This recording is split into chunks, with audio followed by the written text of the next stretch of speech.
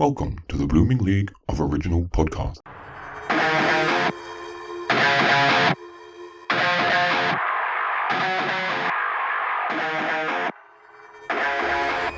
G'day and welcome to an extra time, Aaron. The torture. And speaking of bedtime, I'm joined as usual by the only person I know who could be a Chuck E. Cheese character. It's Mr. JWags. How's it going? It's going great. How you doing, Aaron? Yep, pretty good. I imagine it would be a puppy who plays like the guitar and really rocks out. I would love a little puppy playing guitar, but they tend not to have the fingers for it. They're up on the toes all the time. It's Chuck E. Cheese. Yeah. It was literally a rat selling us food. Or selling you guys food. Yeah. Charles Entertainment Cheese is his full name, and I expect you to keep respect in your mouth when talking about our culture. Sorry. I'll remember that next time. Anyways, you've just had a new show open at Second City. Yes, we just opened a new show at the Second City, New York called Second City Presents. It's on selected Mondays, sort of now through September. We have a celebrity guest. The celebrity guest comes in and either performs or tells a story, and then we use whatever they have performed or done in their story or told in their story to improvise around that and create an entirely improvised 75-minute show. Last night, our guest was Padma Lakshmi. We had an amazing time. And yeah, if you all are in the New York area, come on out. It's $20, secondcity.com. Check it out. Yeah, awesome. And I am available Mondays, just so you know. I also went to my own opening recently. Well, it wasn't my show, but I got invited to another opening night where we rocked up and they're like, did you buy your ticket so you're a VIP guest? And I'm like, knowing that we're a VIP guest, I'm like, well, the PR company invited us, and I showed my ticket and they're like, right over here. And we got to go down the red carpet again and get our photos taken. And I looked amazing. And it was for Beauty and the Beast. 5 stars, loved it. It was magic. It was Disney magic. It was wonderful. And like I saw it when I was 10 and again when I was 11 with Hugh Jackman. I've said it many times on this show. This is like the 4th time that I've gone to an opening night, and I've just been so overwhelmed with emotion because I'm like, I'm at Beauty and the Beast on opening night as a VIP guest, and I'm sitting amongst people that I've, watched on telly for years and years. And guess what? What? No Titanic-sized intro this week because we have a return stowaway embarking on today's adventure on the high seas. So man the riggins and lower the mast because it's full steam ahead for that was really hard to do, for a catch-up kiki with the captain of conversation, and who needs an enemies when the first mate you think of is writer, actor, singer, podcaster, journalist, home renovator, and Titaniac. So welcome back, Mr. Nelson Aspen. Yay, how's it going? Woo! Hey, old friend. I thank you for that, and I appreciate the captain of conversation. I might use that, and it's nice to meet you, Jonathan. Apparently, we are in the same neck of the woods. Neighbor. Who's the loner all the way over this side of the world? That's all right. I get to, after all these years, be an honorary Australian, so it's nice, and it's nice to be back here. What I was thinking about when I knew I was coming back here for a visit was how much even more respect I have for you now since I started the Titanic Talk podcast. Mm-hmm. Oh, you're talking about me, not Australia. Yeah, I'm talking about you. Sorry. Because we, our Titanic Talk podcast has now been running for 2 seasons. We've done, I don't know how many, 40 episodes with my co-host, Alexandra Boyd. And I have newfound respect for what you do, having learned the challenges of podcasting. So congratulations to you on your ongoing success. Oh, thank you very much. And you've been a big help over the past couple of years, sort of leaning on for whinging and complaining about guest bookings along the way and dealing with all that, because people at home, you might think it's easy. I have to invite people, and whether or not I even get a response, let alone a no, and even if that's a polite no, is another whole other matter, because that's a 50-50 as well. Like, it is a game that I'm playing, and it is so tiring. Well, I have 2 words to say to you. The 2 words that I live by. Yep. That's showbiz. No. I know. So there you go. Sometimes it works, sometimes it doesn't. Tell me about it. But anyways, it's been a couple of years since we had you on the first time, and knowing you have been constantly busy and not resting. What do you have against spare time? I don't know, but you've been releasing books, podcasts, cabaret shows, and more. And you aren't slowing down at the moment with your new book, Dancing Between the Raindrops, The Hollywood Years. So without giving away any juicy spoilers, has it been a cathartic experience writing this semi-autobiographical novel compared to a straight-up memoir that spills all the beans? That's right. Well, I had done all those books on home improvement and entertaining and sort of showbiz anecdotal things, and very, very lovely. The home improvement book was the one that sold the best. I mean, it debuted at #1 on Amazon's charts, and I mean, who knew? Your home is your castle was a winner. However, once I left the daily grind of morning television after 30 years, It's a lot of morning. yeah, it's a lot. Well, it was afternoon for me. So if you hear the tinkling, it's because it's happy hour here. So I never minded working for Australia, especially because, it was morning for you, but it was afternoon and happy hour for me. So it works out very well. However, leaving the grind and finally reaching the age of 60, I was like, now I can really tell the stories. And people are like, oh, Nelson's always such a nice guy and he never says anything mean about anybody. And I'm like, well, no, I don't see the mean in anybody. Or I keep, like Santa Claus, I keep a list of who's naughty and nice, and I reserve those stories for special occasions. Yep. So I decided that when I wrote this semi-autobiographical, the first book, Dancing Between the Raindrops, it was about my life in the 80s in New York City. And I had to fictionalize the characters only, A, to protect myself against lawsuits, and B, because I couldn't actually remember everything in perfect detail. So I couldn't make it a proper autobiography because I would mess up something. Well, you didn't want to have that, like the James Frey Oprah moment of someone saying, this clearly happened the year after you said it happened. When Correct. you're trying to tell. Correct. And I can't afford a fact checker. So I just decided I would combine, for clarity and storytelling purposes, I would combine some characters, I would adjust time periods as needed. But that worked very well. And it was such a success, I'm happy to report, that they wanted a sequel. And the sequel is what's out now, Dancing Between the Raindrops, The Hollywood Years. There's even talk of maybe a television series about it. And The Hollywood Years covers, as the first book covered the 80s in New York City, the second book covers the 22 years I spent in Los Angeles. And I have said before, 22 years in Los Angeles, you get less time for murder. And it's not that there's anything wrong with Los Angeles, and it gave me a wonderful career, and I had wonderful love affairs, I had wonderful pets, I have wonderful friends that I've maintained to this day, very close, but it's not the place I ever wanted to live. I'm a New Yorker. Now I'm back in New York, living my happily ever after. That will be the third book, and yes, there will be a complete trilogy, complete with a box set. We were talking about it with the publisher this morning.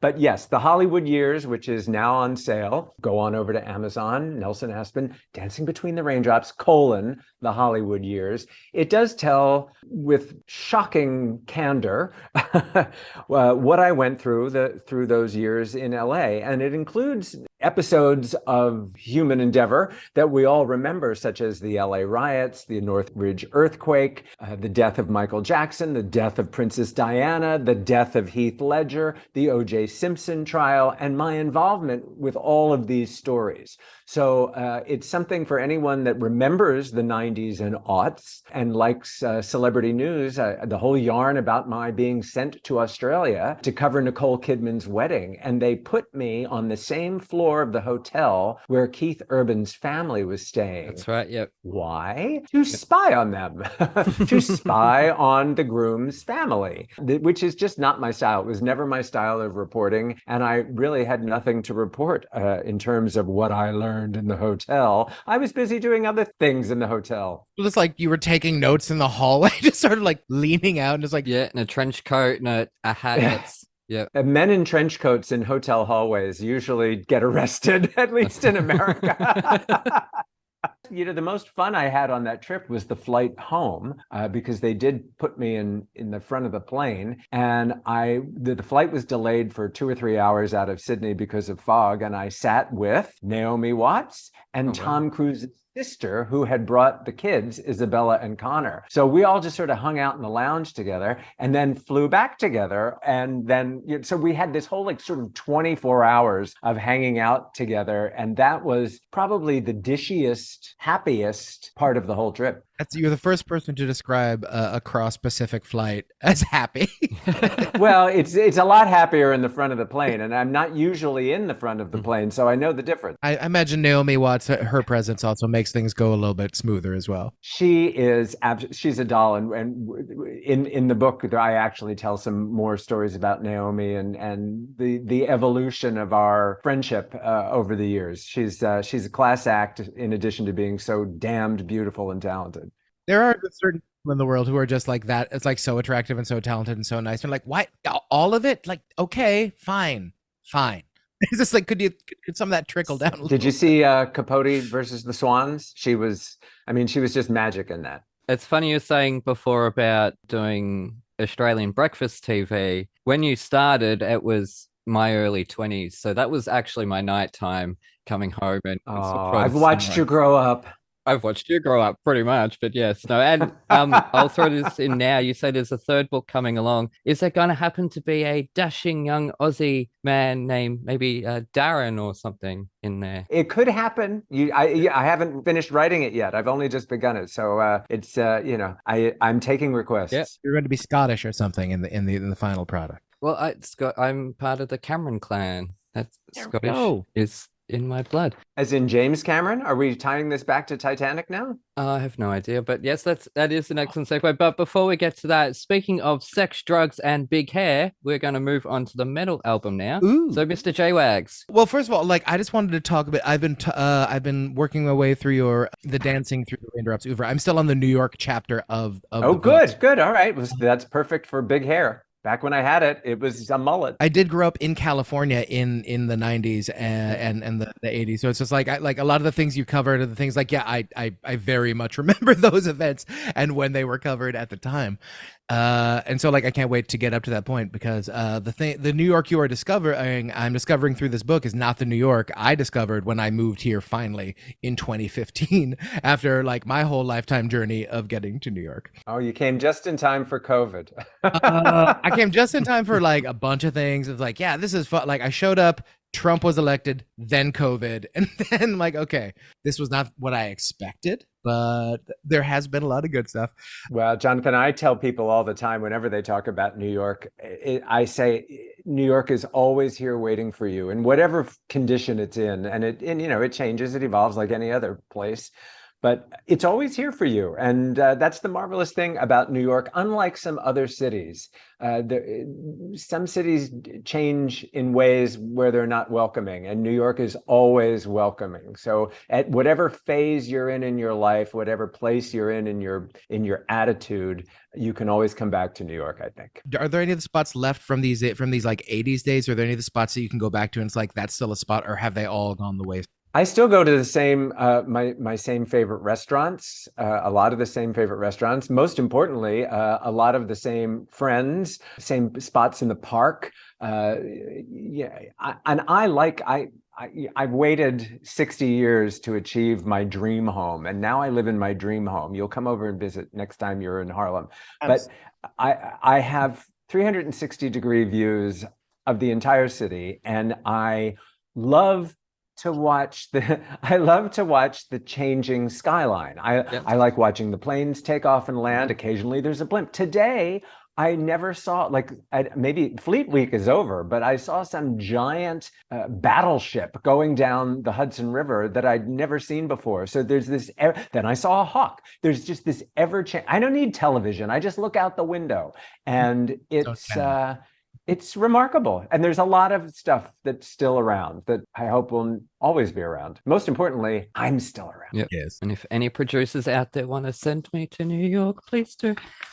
First class. Come on out, Aaron. It'd be great. We've never met in person. We've been working together on this podcast for about, is it a year now? Yeah, over a year and a half, I think. Yeah, a year and a half. It started January last year. The only co-host, I met Asabi Goodman. She was a guest co-host, but also Gareth, who I started with. I'd met him, but everyone else I've never met in person. But anyways, we're going to move on to the writer question. JWags, that's you. All right. If you could pick your craziest, most over-the-top rock star writer, what would you put in that writer? Opulence. When I was working for the Australian morning show, one day Rihanna came into the studio where we broadcast from in Los Angeles with her entourage. She was a doll. However, her entourage left that green room. They were in the green room for like less than a half an hour. I've never seen such destruction. How many? How many were in the entourage? A half a dozen, but Okay. it was they wrecked this little conference room that they were using for a green room. And it made me think about, you hear about, so-and-so, was it Mariah Carey only wants green M&Ms or something? It would never occur to me. And it's very rare that you encounter those kind of writers, but I don't know. I guess I would just ask for plenty of water. And if I had a choice, I would ask for wine. I would ask for Chardonnay. I'm trying to think. I did a gig at Crown Casino in Perth, and they asked me what I would like in my dressing room. I'm trying to think. I asked for water, flat water, and a bottle of Chardonnay just to have in the dressing room. Wine. We'll go with wine. Water's a default. If you're not giving your artists water, why are you booking artists? I've told you the story I had about the comedy festival I ran in Chicago that had no water backstage. The only things backstage were things that were sponsored. And the 3 things we were sponsored by were, and I promise, it was Chipotle, Yeah. Red Bull, and Bath Ale. Those were the 3 things you could get unlimited quantities of backstage. Back in the good old days when television actually paid, I was doing a New Zealand show, and I kept mentioning how much I enjoyed New Zealand Sauvignon Blanc. It was my first Australian producer who introduced me to New Zealand Sauvignon Blanc on a trip to Australia, I might add. So when I was talking about Sauvignon Blanc, and a New Zealand vineyard sponsored my trip to New Zealand. So every hotel room I went into, there were multiple bottles of. I couldn't drink it all. I had to give it away. It was unbelievable. I gotta love New Zealand. Sounds like an amazing trip through a country, just literally showing up and having like my drink of choice. Especially visiting the town of Nelson, where the mayor gave me the key to the city for obvious reasons. And I'm like, I'm so glad we didn't go to, that my name isn't Nelson Auckland or something. Or Auckland Aspen or something. I don't know. It all worked out to go to Nelson. Well, you are a double city name, and that is kind of wonderful. I've never been to Aspen, Colorado, but I've been to Nelson, New Zealand. You have another key, sir. You have a key waiting. I don't think they'll give me the key to Aspen, Colorado. They could give you come on, you don't know until you ask. How many other famous Aspens are there in America? You know what? I'm the last Aspen in my family, and I don't have any children and don't plan to. So the buck stops here. Oh, the death of the Aspens. That could be the episode title. I sometimes think that's going to happen to my family as well. It's up to my nephew, really. But anyways, I think in terms of the Earth, we're doing fine with people. We've got a lot. We're full. We got a lot of people. Go home. We're full. Although sometimes I wish they'd come and take me away with them. Anyway, so since you were on last, have you had much experience with metal? Have you been listening to anything? Checking anything I confess that I really haven't, because my raison d'etre nowadays, this year certainly, I'm doing a Tony Bennett tribute show because when I was working for Australian television, I had run into Tony Bennett multiple times around New York City, as you do when you're out and about on the streets. And then I ran into him at a broadcast studio one day. He was doing one show, I was doing another. We struck up a conversation and he was telling me about his painting, his passion for painting. And I said, that sounds like a great segment. Would you be interested in doing a segment on that? He'd love to. We worked it out. We did this amazing interview about his artwork. And when he passed away last July, at the age of, he would be this year, he would be 97. So he passed away at 96, such a legend. And I thought, I want to do, because I sing, I want to do a Tony Bennett tribute show. So this July and August, I'll be doing Tony Bennett, a tribute with my colleague, Alison Briggs. She'll be filling in for Judy Garland, Amy Winehouse, Lady Gaga, Diana Krall,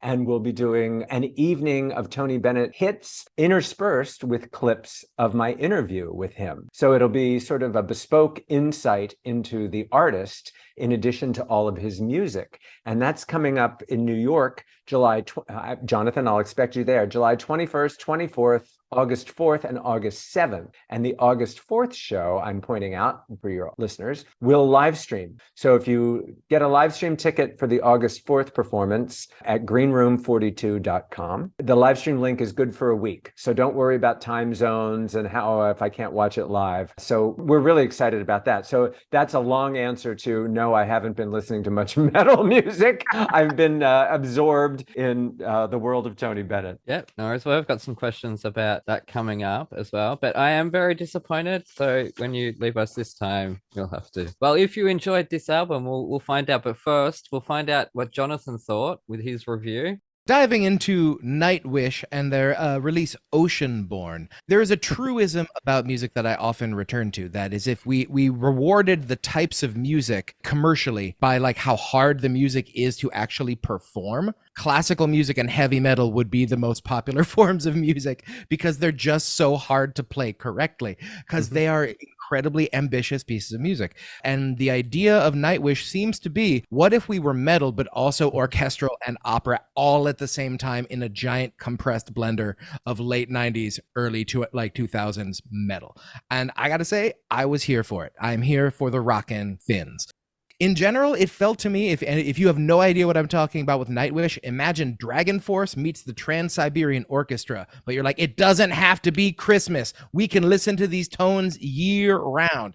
And you get some absolute bangers on this album, which I believe came out in 98. Yes. Yeah. Stargazer, the opening track, amazing. I just like literally so many of my notes are just me writing in all caps. This bridge, flute solo, love the transitions. If you've never listened to a symphonic rock album, another great one to listen to is when Metallica did a 2-night residence with the San Francisco Symphony Orchestra led by Michael Kamen, which is another amazing fusion of metal and symphony called Metallica S&M. It reminded me a lot of that. Gethsemane, which is great. There were like literal operatic duets like The Devil and the Deep Dark Ocean. Operatic, I thought of choral, Choral, not in the ocean, choral. There were some amazing choral moments in the whole thing. The Baroque arrangements were awesome. There were some moments that I felt like, hey, this feels a little bit like Cats. There were some moments where like, hey, this feels like some moments definitely felt a little bit Pink Floydy, but I was never mad at any of the influences that seemed to be working its way through it. In general, I would say feel free to listen to this if you are into grooves, if you are into the idea of these lyrics. The problem is if you are into these, trying to understand these lyrics, the very, very thick Scandinavian accents mixed with the constant misaccenting of the lyrics makes it really hard to follow these songs,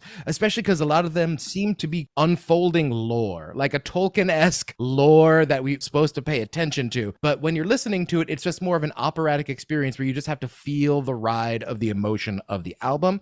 So if you are fascinated with the lore, you sort of have to listen to the album while reading lyrics, which not everyone wants to do. But if you want to visit Oceanborn as a concept, a sonic concept, it is well worth the ride. I would absolutely agree with that. That's very, very wise. Great review. Well, thanks. So yeah, I would say 4 out of 5 if you are looking to it. It's Trans-Siberian Orchestra year round, but with like this amazing operatic Finnish soprano. It's a very interesting sound. I would put some of these songs into my regular playlists. Yeah. You missed an opportunity there to say, instead of going on the ride, you should have said to ride the wave of Oceanborn. Yes. Oh, Aaron. What am I working with?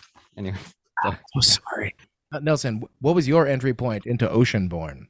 Well, it was not separated far from my exit point, but but you know, different strokes for different folks. I did appreciate, I made it longer than I thought I would because it did have, as you said, an operatic quality to it. And I don't know, it had an ethereal aspect to it. It had a nautical feel to it, if you would. And yeah, I mean, I just because I don't care for a genre of music doesn't mean I don't appreciate it. It's like when I go to an art museum, it's not everything is something I'd want in my home, or I may not understand it, but it doesn't mean I don't appreciate it. Considering you're clearly going into like some sort of jazz age, golden age production show. I was born in the golden age. I was born old. Like I used to do a whole thing about like, you know, that I was born just way too late. But hey, I'm glad I was born late because if I hadn't been, I'd be gone by now. It makes you a classic, I believe. In your mind, what is a perfect song? What creates a perfect song? What makes a song something that you're interested in performing? Oh, that's an excellent and educated question, my friend. I wish I were cerebral and musically trained enough to answer that more thoughtfully than my instinctive answer, which would be, is it fun to ... Is it fun to sing, or is it fun to listen to? I am a product of the TV generation that has a short attention span for most things, and so I want to be entertained. It needs to keep my attention. So to me, the best music is music that doesn't put me to sleep, doesn't make me wander off, or make me think of other things. Am I grabbed? And that can be musically, lyrically, or performance-ly. Sometimes a great artist can make music better by their talent. Julie Benko is a great example of that. Julie Benko is, I'm writing, and I just saw Lempicka, which unfortunately closed, which makes me enraged with the Broadway community that they would let that show close. What were your thoughts on Lempicka? I saw before the week it closed. Well, I loved it. And but it was another example of, I did not like every song, but I appreciated every song. I appreciated the effort that went into the performances. I mean, there was so much about the production that I appreciated, even though I would have created it differently. I mean, there was a lot of that. And it makes me angry. Harmony was another one, the Barry Manilow Holocaust show, which was, I laughed, I cried. My two favorite shows of the year were Lempicka and Harmony, and both were, in my humble opinion, incorrectly closed too soon. And it's indicative of the financial burden of today's Broadway. If it doesn't have a TV star in it, or it doesn't have a jukebox soundtrack of pop hits, nobody will go and see it, or pay top dollar to go and see it. That seemed to be the problem with Lempicka, because I was like, the tickets, it seemed like the show was selling, but the average price. Yeah, I had an orchestra seat for $90, as I'm sure everybody else in that packed, sold out house had also. And at $90 a seat, you can't keep a show open. And that in itself is a problem. The fact that you'd have to pay Taylor Swift prices to see a Broadway show is insulting. Yeah. And this is the problem I always come back to, is just that your friends was like, always, we have to support art, we have to support artists. And then these are the exact same people who are like, how do I get comps? Yeah, my God, I went to Brooklyn to see a show the other night, and I try never to leave the island of Manhattan, but I went to Brooklyn. I saw a great show, and it was sold out. You never know. It was called Never Let Go. It was a Titanic themed show, but it was brilliant, and I got to check in on Brooklyn. Yeah. I'm working on Brooklyn now. We'll get you out to see another show. It'll be fun. I don't know. That L train was pretty rough. It was raining, so there was no Uber for me. I had to rely on the subway. The L gods are nice. It's a nice trip, and it's a beautiful section of the city. Oh yeah. The problem with the L train, I learned, is that it's 10 stories underground. So getting to and from the L train is a hike. Yeah, and your ears definitely pop, Aaron, as you go from feel it in your ears as you go under the river. I was talking to someone recently about ears popping. Was it on this show? I don't know. There was a conversation, and I said, go to the doctor and get your ears cleaned out. And I don't think they believed me. But do that if you're going on a plane. Get your ears cleaned out at the doctor. They do like a syringe thing, and then when you go on a plane, even if they do pop, it's not as harsh. It's not as because it can be painful sometimes for some people. So, anyways, we are way off track. Speaking of trains, this album, I agree with you, Jonathan, when you say that it felt like there was a lore behind it, like it was telling a story. I completely agree. Like, I could not keep up with that story. I had no idea what they were singing about or grunting or whatnot. Was that a one album wonder, or did they continue on and do? It continued. Their big hit was in like 2004 when it got some MTV play, but that was the change in their sound to a harder sound. Was this album? Yeah. And they've like covered Phantom of the Opera, like the titular song from that. So it's clearly their niche, and it's ballsy in my opinion. And I think I might have said that last time. Like it feels like they don't have producers telling them you can't do this. Oh no, that's too much. Or audiences aren't going to get this. That sort of felt like they're just living out their instincts as artists, and that's what we want. I love anyone who like decides to do something theatrical, because it's like you were saying, Nelson. It's a show. Like ultimately, if you are paying to come and actively actively listen, especially in this culture where we literally have high definition screens on our bodies at all times. It's the difference between passive listening of music, where it's like, is it a music that you do your laundry to? Is it a music that's supposed to just fill in white noise? Or is it music you need to engage with? And that is a story. And that to me is the difference between like a lot of the music of like the 20th century as opposed to a lot of the music of the last 20 years. I feel like the music of the last 20 years is meant to like underscore someone doing something else, as opposed to the music of the time was meant to like listen to and interact with on its own terms. Yeah. But anyways, well, I'm sure we can wave goodbye to Oceanborn while we get tied up in an ad breaker. Yeah. Thank you. These aren't easy to write.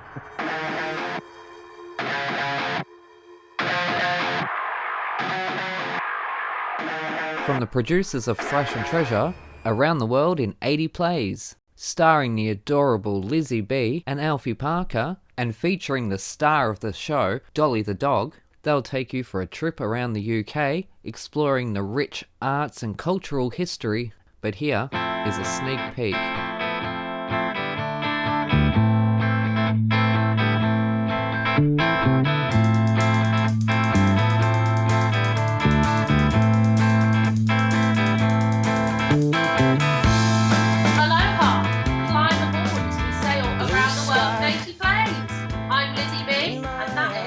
Alfie Parker.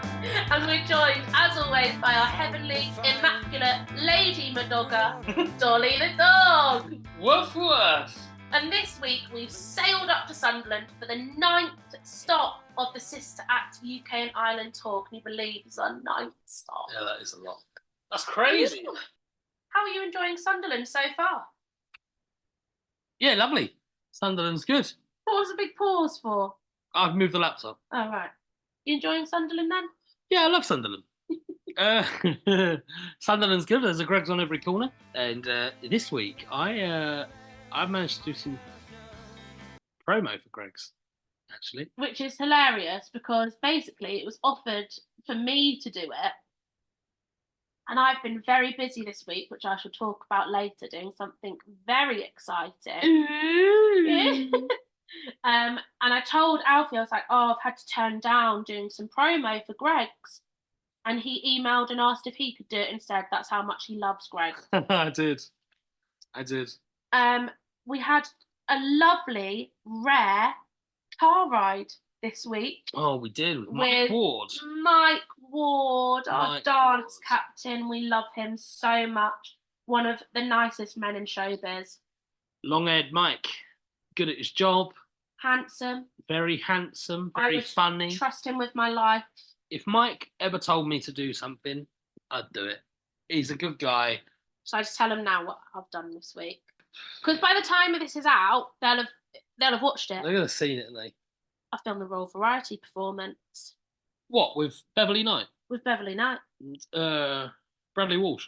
Bradley Walsh. And was it Ruth Jones? Ruth Jones. No. Yeah. Leslie Joseph? Yeah. Wow. Alison Jaya. Alison Jaya. It was amazing. I am more exhausted than I could ever possibly explain. It's also my last week being on tour. So there's all the adrenaline of saying goodbye to everyone, going for food with people who I might not see for a little while, because Sunderland's another great city. So it's all good in the hood, really. So Sunderland, for anyone who doesn't live in the UK or anyone like us who does, but their UK geography is terrible, it's basically as far north without being in Scotland as you can go. Yeah, it's well north. And I think every time we come here or to Newcastle, we underestimate just how far north it actually is. Yeah. Which is why Mike and I are so exhausted, because it would probably have been easier if we were in Scotland and we could have flown. It would have been quicker.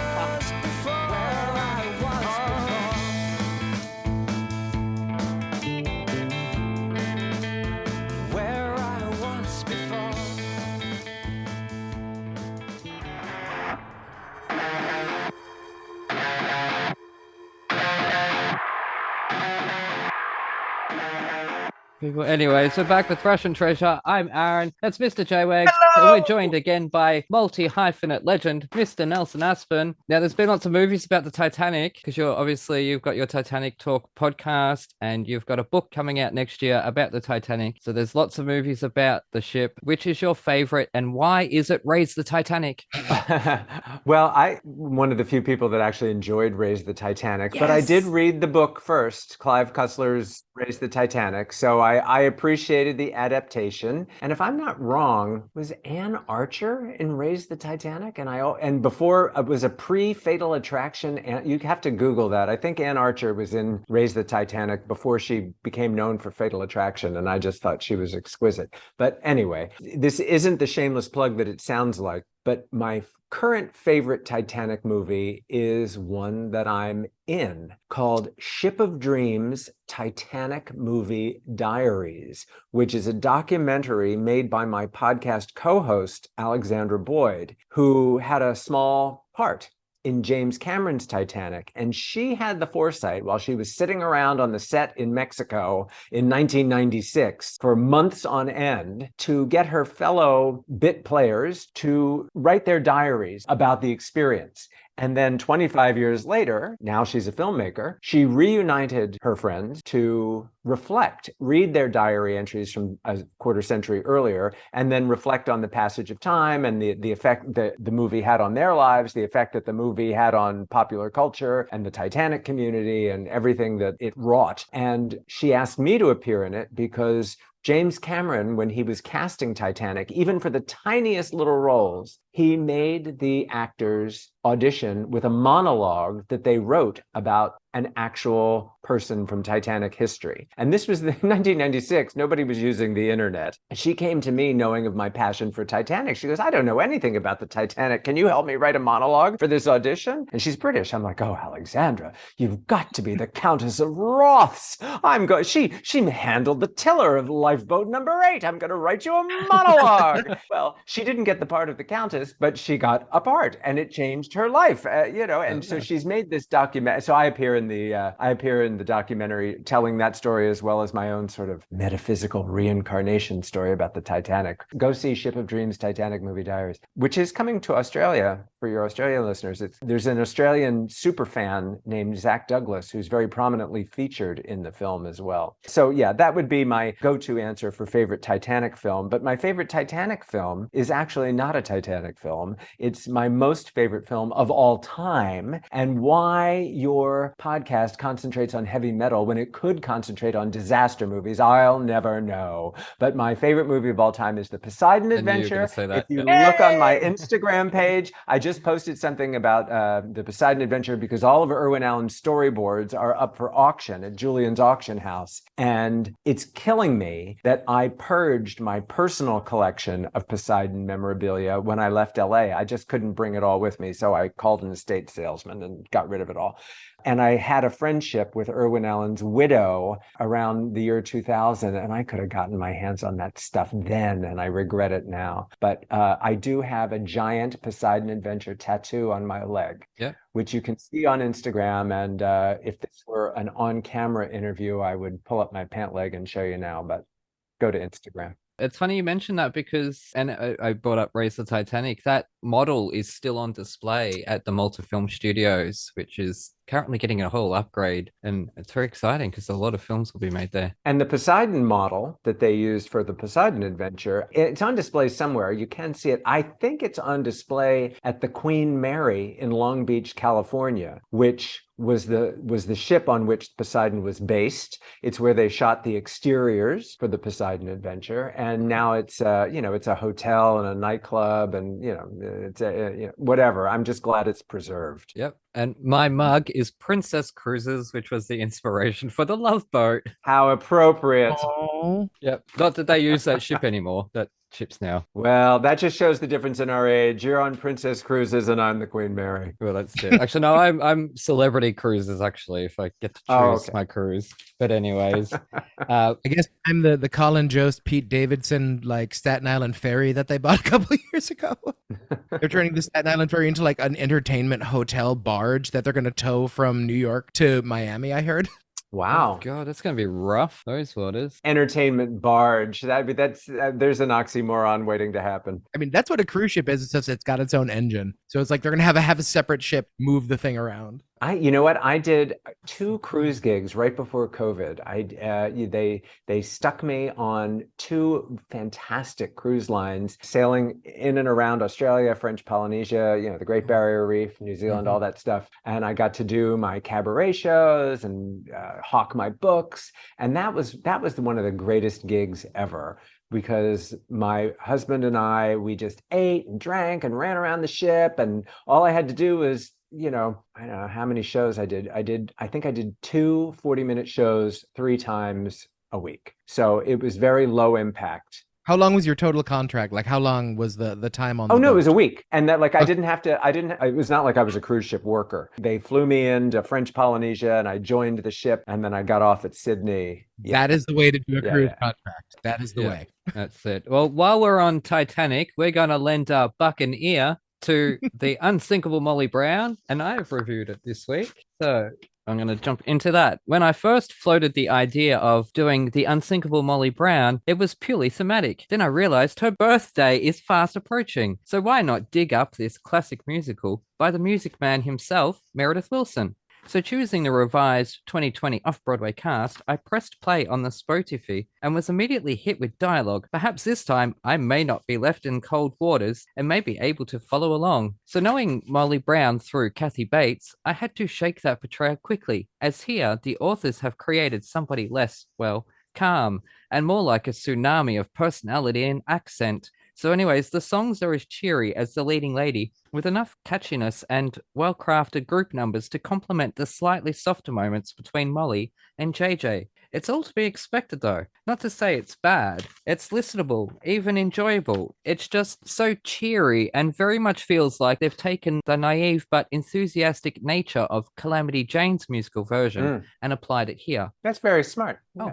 Thank you. No one ever says that to me. Without much beat in the music or plot to create many dramatic moments, a la Mama Rose or even Auntie Mame. Molly is, written like a puppy who's eager to please, but I guess that's new money for you. So for me, some great songs with Share the Luck standing out as familiar to me, perhaps from a lottery commercial. So 3 stars. It didn't sink, but it's not the musical of dreams either. So I enjoyed the songs, but I think as a whole, it was a little bit annoying because it was so cheery. Yeah, I like the Calamity Jane reference. That's really smart. I wish it were more like Annie Get Your Gun or even Auntie Mame, but it's really not. I think probably my bias against it is because of my Titanic interests. And there's really so very little about Titanic that has anything to do with the Unsinkable Molly Brown. And of course, that's how everybody knows her, because of her history on the doomed ship of dreams. I mean, even in the movie with Debbie Reynolds, and Debbie Reynolds is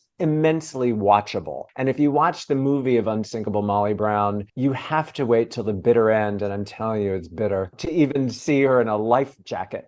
So I think it's disappointing for me on that level. Well, they have updated it. Have they updated Molly Brown, the Unsinkable? They've updated it, and it starts off in the lifeboats, and she traces back her life. But that's the version we listened to, and the cheeriness was still there. In fact, I didn't know she was in the lifeboat until I was reading about it. Molly Brown, for anyone who cares, she's always portrayed as a rich redneck, new money, ballsy, brassy. Oh, there's Kathy Bates giving her one-liners to Leonardo DiCaprio, waka, waka, waka. There's another version where Thelma Ritter plays that role. I think they didn't call her Molly Brown, they called her something else. And it wasn't Night to Remember. It was Titanic with Barbara Stanwyck and Clifton Webb. It was called Titanic. And it was a highly fictionalized account. But Thelma Ritter, who was always the funny one, played the Molly Brown part. The truth is, Molly Brown was a hardscrabble woman who worked hard, got lucky through work and marriage and the timing of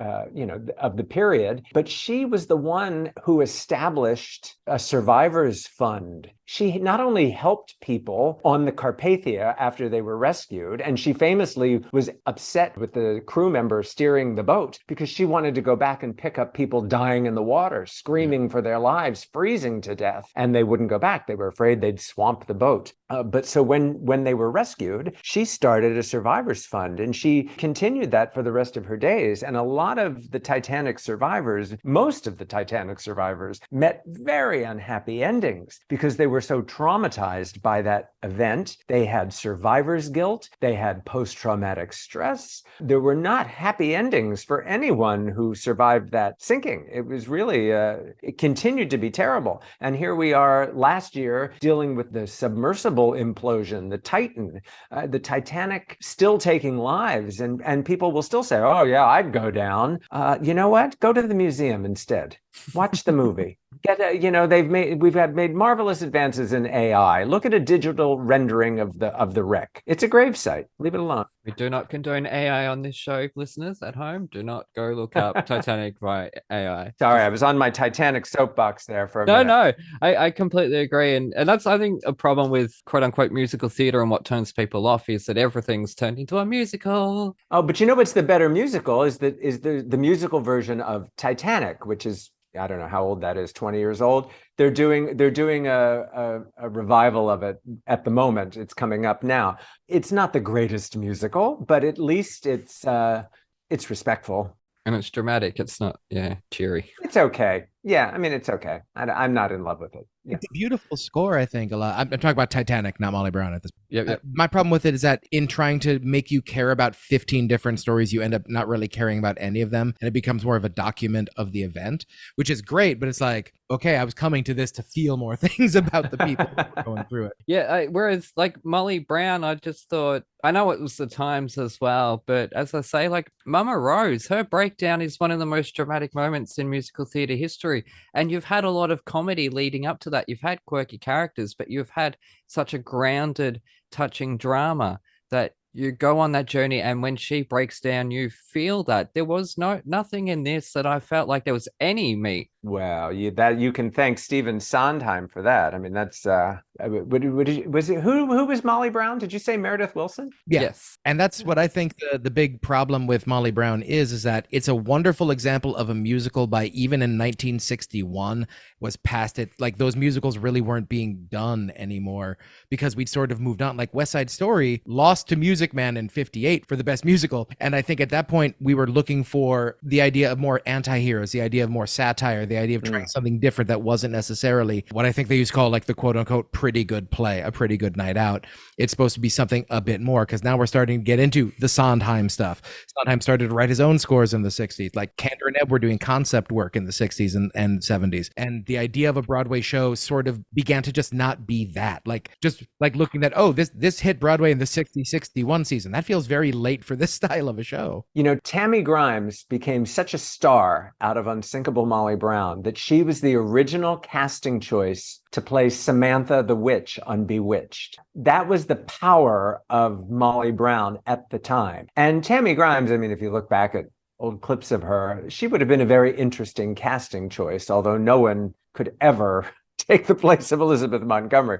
That's her. Who was so beautiful and funny and talented and everything. I mean, it had to be her. It had to be she that was the success of the show because you didn't need Darren. The first Darren left, and then there was a whole like half season without any Darren at all. So it certainly wasn't about Darren, even though the show was based on the movie, loosely based on I Married a Witch. If you've ever seen the movie I Married a Witch, it's the same premise, but Veronica Lake is the witch. Oh, well, in terms of this, there was the songs are great, but I think together as a musical, it was just too much. It's too much. I'm not that cheery. I sound cheery sometimes, but I'm just no. Especially in a maritime disaster. Yeah, and juxtaposed against Nightwish, Oceanborn, who threw the balls at the wall. It was meaty. There was touching moments, but there was dark moments. There was all the drama that you would want from a story about somebody who becomes rich and goes on one of the biggest disasters in the world at the time. You know, that it was just Yeah. I like, as I say, but the songs on their own were great, but together too much. Voices were great. The orchestrations were great. I got no notes on that. It was some of those numbers absolutely slapped, but I just feel like I wouldn't want to pay a Broadway price to go see an excellent production of this show. No, not today's bloody Broadway price. You know what? Sutton Foster will probably be doing it at City Center in a month. Well, she's doing Mattress. She's busy. She is. Don't get me started on that mattress. Now, funnily enough, Sutton Foster and friend of the podcast, two-time friend of the podcast, Craig Bierko, they did a two-hander version of this that cut out all the other characters. So I wonder, did it change the show without Of Molly Brown? Of Molly Brown. So how would it? I wonder how they do that with zero chorus numbers, because like those were kind of the numbers I was feeling the most. Yeah, I agree with you there. Sutton Foster, I think, is always at her best when she's standing in front of an ensemble. She has so much sparkle to her and so much talent that's what I like. I like to see her leading the company much more than the intimate either solos or duets. I like seeing her lead the parade. That's just me. I would like to just be able to see her perform, but nope. Anyways, yes, and I think maybe if you cut out even half of those cherry numbers, or even just rearrange them, reorchestrate them, they might have, I don't know, maybe a bit better. But this is why people don't like musicals, you know? Oh my God, my mother hated musicals. I'd be up in my bedroom listening to cast albums or singing, and I was doing theater. I mean, she took me to my first audition. I started acting when I was 8. She totally facilitated it for me. However, so many times she would just cover her ears and go, "Oh my God, those show tunes." She hated show tunes. Wow. You call that music? Yes. Yes. Yes. What was her music? Like, what was she into? Was she into heavy metal? She liked big band. Yeah, she was born in 1929. She liked the Andrews Sisters, but yes. Perry Como and Andy Williams, and I love that stuff too. But it's like what I was saying about heavy metal. It's just because you don't like it doesn't mean it's not music. It doesn't mean that plenty of people do like it. Isn't that wonderful? If only that were the conflict existing in the world today. Taste in music. Yeah. That should be our worst problem. Tell me about it. But now, if you say you don't like something, you get a whole bunch of fans come at you. Yes, that's right. You get all a bunch of hate and abuse from trolls. Well, don't listen to this show, kids, because we don't like everything we listen to. But anyways, anything else on Molly Brown before we move it along? I think that it feels so dated in the storytelling and a lot of the subject matter, and it's just, if you're gonna bring a revival back to Broadway, or just even into the general consensus of the canon, there's got to be a specific reason. And I think this off-Broadway recording tried really hard, but at the end it still feels kind of regressive in that that's not where we're trying to push musical theater. It's like a strong female lead who married well, and it's like, okay, at least they didn't call it Molly Drown. Oh, that would have. It appears that Molly Brown hasn't made a splash, so we're going full steam ahead into the ad break. But I wrote a different one. It appears that Molly Brown hasn't made a splash, so we're going to plop ourselves down and sewer till we're flush with 24 carrot nuggets. Carrot? I don't remember having carrot. That was terrible toilet humor. I'm so sorry, Nelson. I like the first one better. The first one was better, wasn't it? G'day listeners, Aaron here, and I'm joined by Spencer, and we thought we should give a rundown of what's happening at the Bloop Network. So Spencer, how you going? Going great, Aaron. About to head into a pretty crazy week here, but there's nothing like summer in New York City, that's for sure. Yeah, I wouldn't know. I'm stuck in winter in Melbourne, which is like kilometers away from Antarctica. It was 100 degrees today. This is my 4th shirt. Oh, is it? Right, so you got a show coming up this week. I do. I'm making my New York City producing debut at the highly acclaimed 54 Below on July 23rd. 54 sings Wolfpack. Wolfpack being the funk band, one of the first groups to sell at Madison Square Garden without a manager or label. It is modern funk music performed by the best in musical theater with a 5-piece band that is rocking the house down. Boots. Rocking the house down, boots. No, that's not the what? That's not a phrase. Yes, it is. Sorry. Bringing the house down. That's a phrase. Boots. No, that's not the phrase. Bringing the house down boots. Yes, it is. Look it up. I think that's an old person phrase, Aaron. No, it's a drag phrase. Thank you very much. I'm gonna tear the house down boots. I'm just using the actual phrase, which is bringing the house down. Boots. You are so uncultured. For 54 Sings Wolfpack, in addition to normal full price tickets, as a part of 54 Below being a nonprofit, we have subsidized $15 tickets, which have no food or drink minimum. In addition to that, tickets are now currently available on TDF for around the same price. That also has no food or drink minimum. We're trying to make this show as accessible as humanly possible. It'll be a really fun night and hopefully a really full audience. Awesome. And you've also got the Bloop Network is having our first ever convention panel. So would you like to tell our listeners about that? Yes, on Sunday, July 28th, I will be joined by the Tony's panel from And the EGOT Goes To discuss this past Tony season, this upcoming Tony season, and just Broadway in general. It's going to be a really, really fun time. I'll be at BroadwayCon all 3 days as a member of the media. I'm incredibly excited to get to be a part of this event again. It is such a fun couple of days with people who just love this art form and are so excited about it. Our panel is at 11:15 Sunday morning, the 28th of July. And is it being live streamed for the people around the world? Nope. Oh. But it's being recorded and we'll release it as a live episode.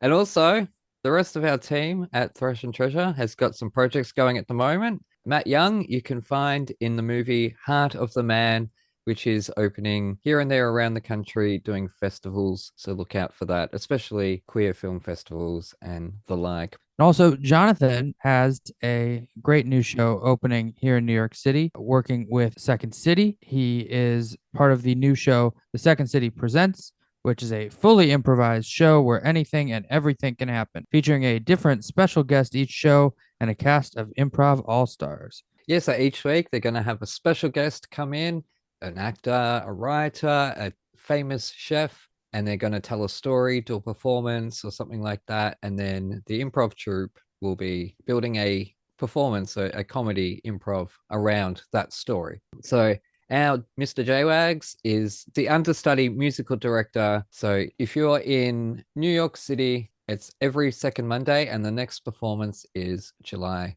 29th. If you've been listening to our show Around the World in 80 Plays, you can catch Lizzie B starring in Sister Act in the West End. And at the same time, you can catch her co-host from Around the World in 80 Plays, Alfie Parker, who's also her fiance, in Sister Act the Musical on tour, which is currently in some city around the UK. So check the website and the details below for all the details on all the projects that we've got going on, including the Toniston Tales, which is the books that I wrote. Anyways, I think that's all we've got to update you guys with this week. Back to the episode. But anyways, we're back with Thrash and Treasure. I'm Aaron, that's Mr. JWags, and we're up in the crow's nest with Nelson Aspen, someone who personally inspires me on this journey of interviewing people. And then for you to turn around and say that you have much more respect for me. I hope you had respect for me to begin with. I hope it wasn't respectful stuff. It was more respect for me after the past years. That truly is an honor because, as I say, I could come home from a party and you would be on breakfast television. There was a certain famous Australian who used to tell me he'd come home, and you couldn't get away with this nowadays, but he'd say he'd come home from the clubs, turn on the TV and see me in the mornings, and he would abuse himself before going to sleep. And I thought, he meant that as a compliment. But you know that I suppose it was a compliment. I need to know who. It won't go out there in the world, but I need to know, because that's really, I've had a couple of weird run-ins with some people, and let's just say that, and left a bad taste in my mouth, but so to speak. I'm talking about that sort of thing, like a sexual thing, not just being rude or nasty. I'm talking about being utterly inappropriate, but me calling it out was a problem. So here we are. Anyways, it's 2024. I know. You have to believe the victim. Tell me about it. When they're the popular one and the likable one, no one's going to believe me, are they? Anyways, we're going to move on, definitely. What's one thing you fail at that everybody else seems to do perfectly well? Their taxes? I think you're the first to say that either. Yeah, I mean, that's my knee-jerk response. Well, I think like my hardest thing is like trying to get me to pin down to a schedule just because of the way like my work schedule is. Yes. So just, yeah, scheduling my life is a thing I'm very bad at. Yeah. I've watched a bunch of clips of Nelson, and it's just like I don't say. So who are the celebrities? It's like, and what do you think? Like I want to like sit down. I want to like have a bit of a conversation. You've been a witness to so much in the entertainment world.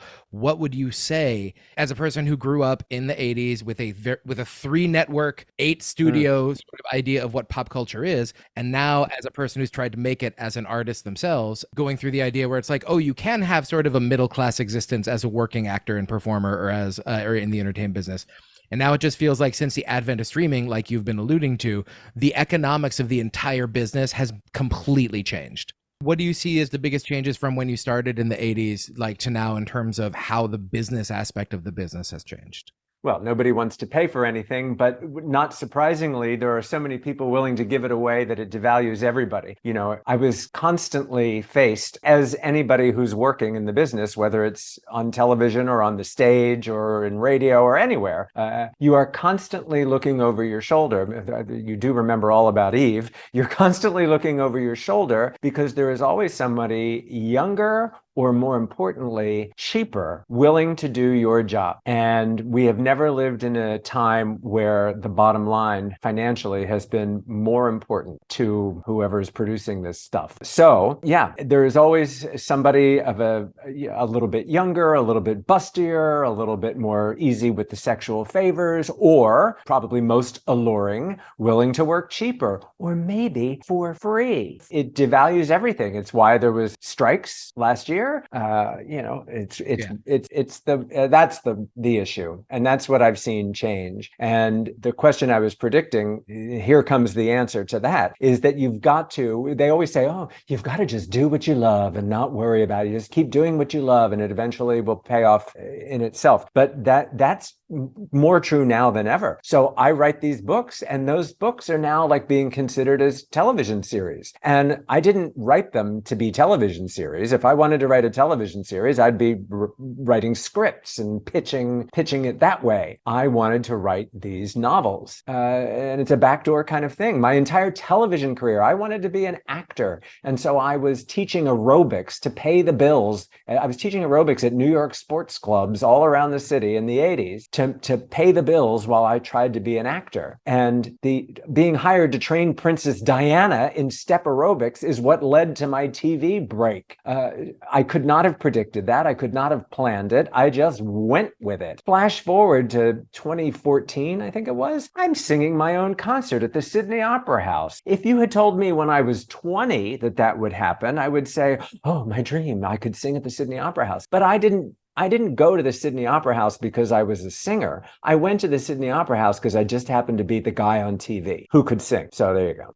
The issue is that we've gotten away. Like, I think there's a very good sense in that art has gotten small d more democratic, and that there aren't gatekeepers like there used to be. Like if you wanted to get your song out, you had to go through 18 different steps so someone could get your song on a record so it could get distributed.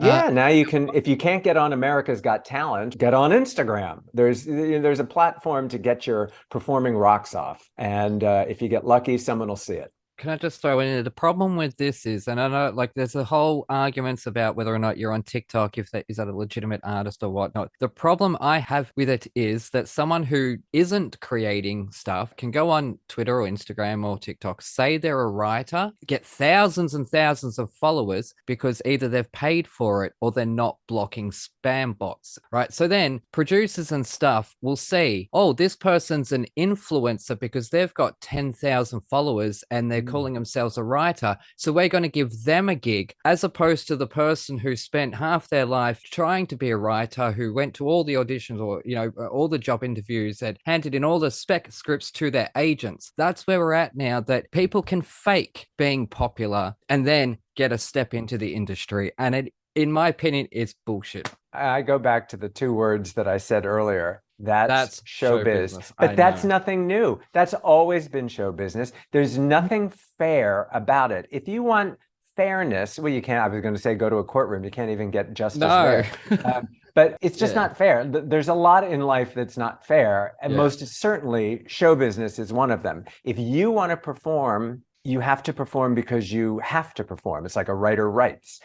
If you want someone to love you, then you be a good person because that's what's going to make them love you, not because you can't be conniving about it. All you can really do at the end of the day is just be yourself and do what you're called to do. You cannot plan it. It's not a recipe. On a slightly happier note, if you could encourage people to see one or two movies or TV shows that are very near and dear to your heart that you feel may have been lost to time. Like my go-to is The Fisher King, 1991. Oh, yeah. Robin Williams. Jeff Bridges, Amanda Plummer, Mercedes Ruehl, Robin Williams at their peak. It's my favorite New York-based media. It's a film or a TV series or something. It's like, hey, if you haven't, check this out. Capote versus the Swans, the Ryan Murphy series. Naomi Watts blew me away in that series. I think it's either 8 or 10 episodes. The first 3 episodes are fantastic.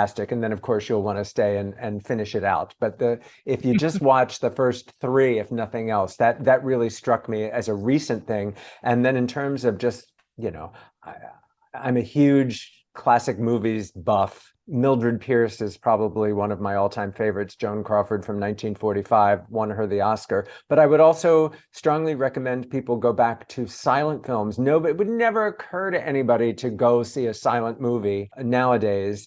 Just people's attention spans, they need more stimulus. But if you go see the Gish sisters, Dorothy and Lillian Gish in Orphans of the Storm, it's unbelievable. If you see a Charlie Chaplin film or the all-time greatest Buster Keaton, give a silent film a chance. And if you can see it on a big screen with musical accompaniment, that's even more breathtaking.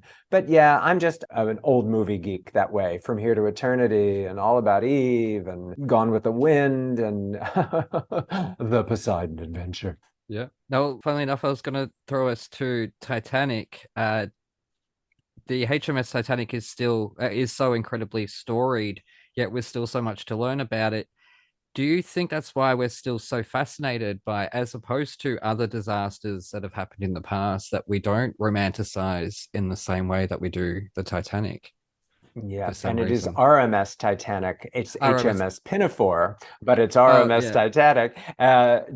Although give Gilbert and Sullivan a try. We talk about this a lot on Titanic Talk. We talk about the strange appeal of the Titanic disaster. Never has such a horrific event been fodder. You don't see 9/11 musicals. You don't see a Jack and Rose story taking place at 9/11. The Hindenburg. Well, actually, there was a pretty good movie of the Hindenburg with George C. Scott and Anne Bancroft and Burgess Meredith and Charles Durning. Not romanticized in the same way. No. Like we don't sort of think about people burning like we do them in the water in the cold. Like that's probably a really weird example to use. There's something about Titanic. I don't know. Maybe it's because they're of a different era. We haven't romanticized other eras the way that era is romanticized. I don't know what it is.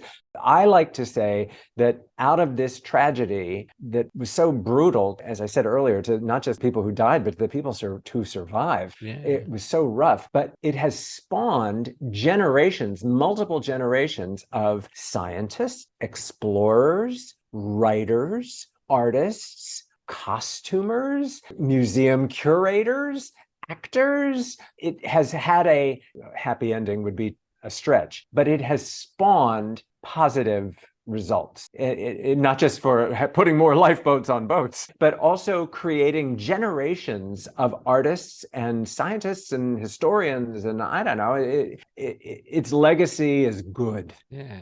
That's strange. So another truly storied figure is Tony Bennett, with your tribute shows coming up at the Green Room 42. So when preparing this show with your partner, Alison Briggs, what's one thing about him that has shocked or surprised you to learn? Didn't shock me so much, but what will shock a lot of people is the fact that he liberated concentration camps. I mean, he was the real deal. He was raised dirt poor by a single mom who sewed dresses for a penny a dress. And she used to say to him, never let me work on a bad dress. She wanted, even at a penny a dress, to support her family. She took pride in the dresses. She wanted to work on quality dresses. And he, if you name a Tony Bennett song, nothing's original. They're all songs that because he had his mother's philosophy. I want to work on an established good song. So he had no flops. And his son, who managed his later career, when his career was dormant, MTV came about. And it was his son who got the idea. He's like, Dad, let's get you on MTV. And it reinvigorated, rejuvenated, reimagined Tony Bennett. And all of a sudden, and he wasn't afraid to share the limelight. That's why he did all these amazing duets. Yeah. He liked working with people. Here's what will surprise you. And I know this because I have two friends with kids that now attend this school. But the early part of the 20th century, Tony Bennett endowed a high school for the performing arts here in New York. Is it the Tony Bennett School of Performing Arts? No, because that's not the kind of guy Tony Bennett was. Tony Bennett was a collaborator. It's the Frank Sinatra School of the Performing Arts. There happens to be a Tony Bennett concert hall, but that wasn't Tony Bennett's idea. One of the shows, the July 24th show, we're having a young man from the Frank Sinatra School come and join us on stage. So that's the kind of guy Tony Bennett was. Of course, a superstar. Of course, he was famous. Of course, he hobnobbed with celebrities. But he was generous to up-and-comers. He was collaborative, and he was a humanitarian, whether it was liberating concentration camps or helping young artists. I'm just like the liberating concentration camps thing. I'm still sort of talking over, but that was a thing I had no. Yeah, who does that nowadays? Somebody should. Nobody. Where is all the service? Where is the honor? It's hard to find. I will agree with you on that, but I will also agree on the lack of concentration camps in the recent past is a good thing. We haven't had absolutely. There is like detention centers like Nauru, Australia has one where we're literally locking up refugees who just wanted to get here. There's so much space in Australia. You can find some. I know. But anyways, we're not going to get into all of that because that's just a whole other discussion. Beyond Tony Bennett, are there any artists you are looking at right now or anything else that someone whose like entire oeuvre speaks to you? Like, should we await the Dolly Parton concert? No, I don't. It's funny because for a long time after my TV sort of wrapped up, and I'm still doing TV piecemeal, but if you need commentary, call me, guys. But I thought, maybe I should be trying to pursue a Broadway show. My trainer is actually a former Broadway star, and I go to see these Broadway shows, and I think I couldn't do 8 shows a week. Jonathan, I don't know how you do it, but it's like to do 8 shows a week. It's a lot. Of the same thing, not only physically exhausting, but I just don't think, no matter how different every audience is, I just don't think I could do that. I'm not cut out for it. And it could be 30 years of live television where you don't get a second take, you don't get rehearsal, you don't do the same thing every day other than putting your microphone on. I don't know that I have the attention span required to do the same performance multiple times. Everything I have seen and read about you and experienced that you are a consummate professional. And the idea, I think, is that you realize in yourself what consistency is, and that what you may think is a brilliant show, what you may think is a show where you felt off, are indistinguishable for a lot of audiences unless they've seen the show multiple times. And so you figure out, great, you can put your, at least for me, I'm an improv kid. So I earned my bones at Second City in Chicago, and I'm here at Second City in New York now doing a bunch of stuff there. So it's improv. It's very different every night there.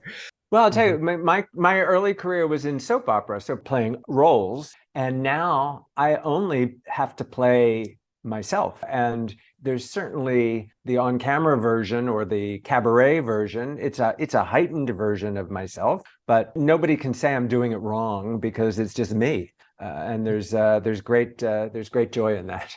What's a Broadway show you'd want to do? Is there any revival that would be the Nelson Aspen?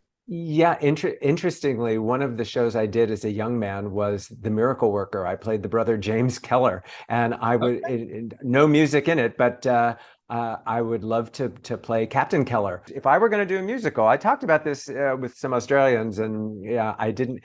Someone named Dado got the role, and I was like, don't let my image fool you. I would be a great Captain Von Trapp. Yep, someone named Dado, as if the Dado family isn't like the kings of Australian entertainment. Oh, and they're lovely and talented, and I can't imagine a better Von Trapp. But that doesn't mean I would love to do Once Upon a Mattress. I've aged myself out of Sir Harry and Dauntless, but I could certainly play King Sextimus or the Jester or the Minstrel. There's plenty to, and I love that. I love that musical so much. The Boyfriend. I've told this to Julie Andrews. I've interviewed Julie Andrews 8 times.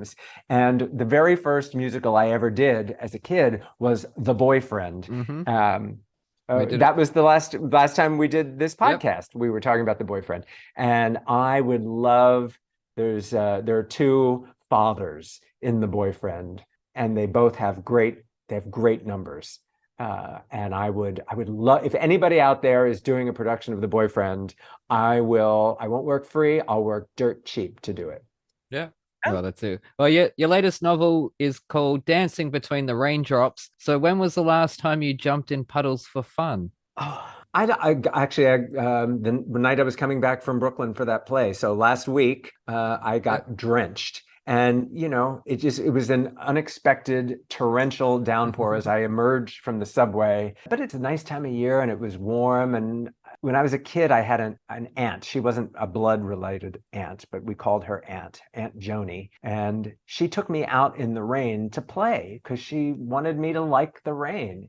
And my mother was like, get in here, you're going to catch a cold and whatever. And Aunt Joni encouraged me to play in the rain. And and Aunt Joni's still alive. She's in her late 90s. And we call her to this day, Aunt Joni Raindrops. Oh, wonderful. Shout out to Aunt Joni. We say aunt. Every time I hear Americans say aunt, I'm like, isn't an aunt? But it's like Dewey Finn from School of Rock. We say Dewey, but you say Dewey. So that's really weird. The liquid U is not used very much in the American dialect, I have come to find. Yes, very much. Now, what would be one thing that you change about the press junket circuit? Oh, in the new book, in Dancing Between the Raindrops, The Hollywood Years. Yeah, a lot of reporters who reveal what junket situations are like, you'll never work again. How dare you reveal what the process is like? Well, I've gotten 5 nominations for the Publicist Guild Award before I finally won. So I don't plan on really doing any more junkets. So I'm okay with revealing what they're really like. And that's in the new book as well. It's an acquired skill.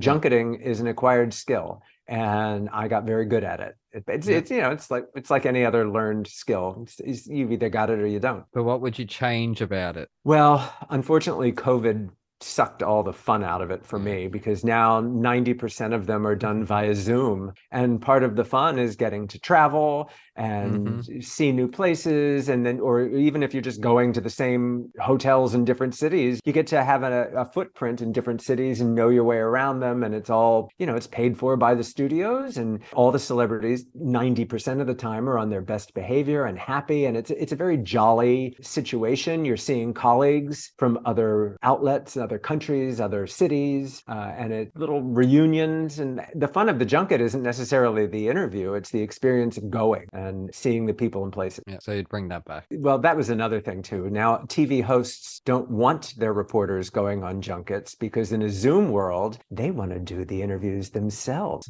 on Zoom. And they think just because they host a show, they can actually conduct interviews. Those skills are not necessarily simpatico. Yes. Oh my God. Breakfast TV in Australia at the moment is awful, Nelson. I wouldn't know. I don't see it and I'm not on it. I'm feeling attacked right now. Just say. You're feeling attacked? Well, all the time I feel attacked because not only do they keep poaching my guests, I'll invite people up, the most random person that you would think would rock up on Breakfast TV, right? I've invited them on Twitter. 2 weeks later, they end up on bloody the morning show or whatever it is on Channel 9, or the one that's after the main one today, right? Or they ask them every time, so what was it like working with your more famous co-star? Oh, I hate that. It's like, why are you inviting the 10th billing to ask them about the first billing? Ask them about their job, their work, their life and career. Like it's horrible what's happened to us. I mean, please come back. Well, that's we talked about that earlier. Everybody thinks they can do it. Oh, entertainment, that's easy. We can get any 20-year-old with big breasts to do showbiz. It doesn't require any skill. Like just talk about the Kardashians and lower your cleavage. Yeah. You know, I don't know. Actually, that was a fascinating thing. I saw the Mark Summers, who was the host of Double Dare. He has a Oh yeah. Yeah. He has an off-Broadway Yep. show, and my favorite parts of the show was him. There are moments where they do the Double Dare games with audience members, Mhm. and watching him snap in between his like acting character and his game show character, awe-inspiring. And it's just like hosting is in itself, and being able to like do things on the fly on live television is such a specific skill, and it must look effortless. And it's just watching you like in your clips, and you would not have had the career you had unless you were also excellent at being able to do that. Yeah. That's not a question. Just kiss us. That's all right. Who doesn't like a little bit of ass kissing? But I'm in high school. My yearbook said I was valedictorian, I was class actor, and I was class brown nose because I was like, how do you think I got to be valedictorian? It wasn't certainly my grades.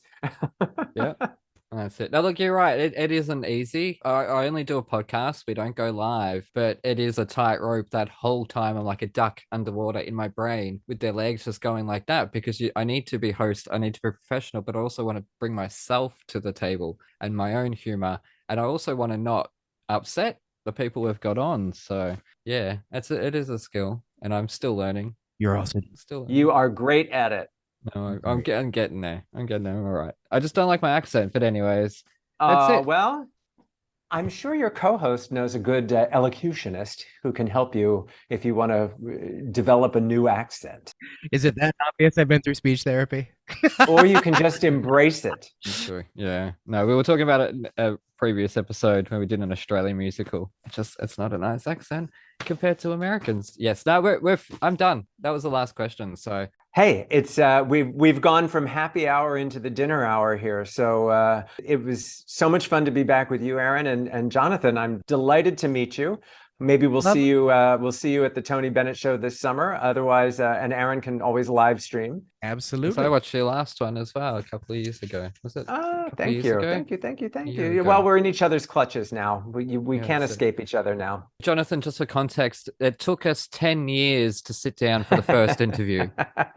Yeah, but how long has it been since the last one? Only 2, and you said let's not leave it 10 years next time. So this time it's Well, been let's 2. not leave it 2 years. Well, I was about to say I'll see you in 2 years' time, but obviously I'll see you before then. But yes, no, there is an open invitation because you have all the most fascinating stories, and you are someone I truly look up to and watch, and how kind. you approach people. Like we've had some big names on here, and it is intimidating. Only one celebrity has ever intimidated me. Not Meryl Streep, not Harrison Ford, not George Clooney, none of them. No. Only Viggo Mortensen.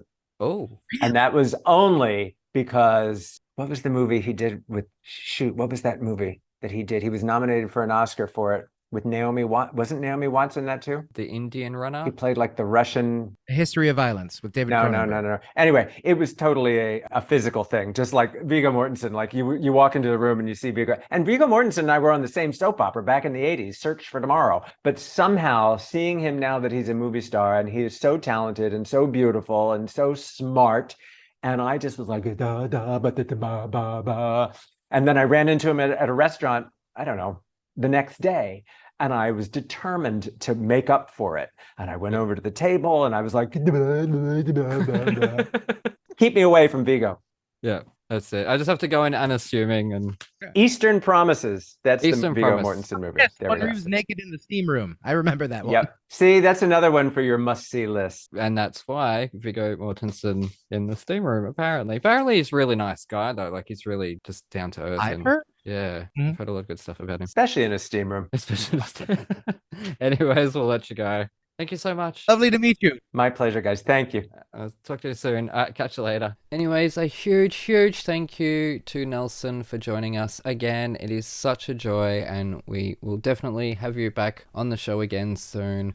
We love having people come back. We love having people the first time, obviously, but having them back just is a sign that we did a good job the first time. So anyways, and a huge thank you to Jonathan. Make sure you get down to Second City and check out his show on the occasional Mondays. Check the details below for the link to that. I've put all the Bloop Network stuff in the ad break, but you can follow us at Thrash and Treasure or at Thrash and Treasure Podcast on Instagram. We're on YouTube as well and Facebook.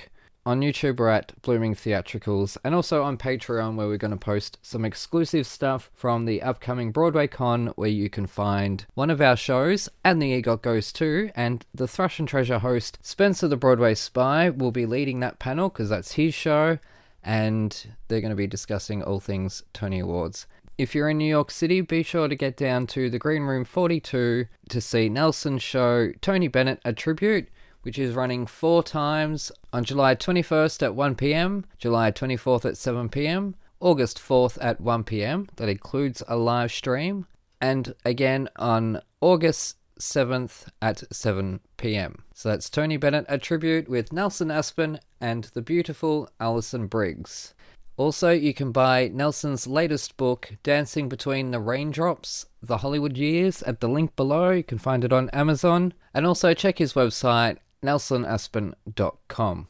And lastly, if you're a podcast listener and love the Titanic, be sure to check out Nelson's podcast, Titanic Talk, where they talk about all things Ship of Dreams with lots of different guests, people from the James Cameron movie, people who have explored the area, people who are historians. It's incredibly fascinating hearing them deep dive, pun intended, into the Titanic. But Nelson is absolutely right. We should just leave it alone. It is a graveyard. And also, happy birthday to Molly Brown, who turns 157 today. Well, would have. So, I guess that's perfect timing for this episode. It's almost as if I planned it.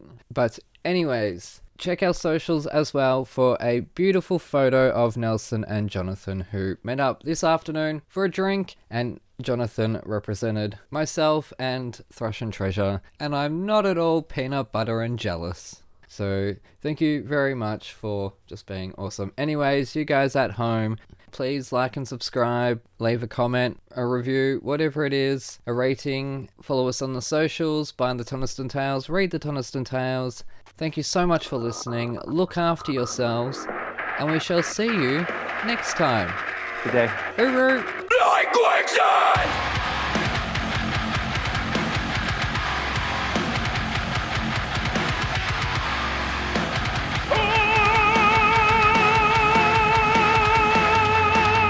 Just keep a list. Just keep a list. It's Yes. like Santa Claus's list. Yeah. Someday Christmas Eve will come and you'll pull out your list. I imagine yours is a scroll. You have the scroll just in the corner and it unrolls.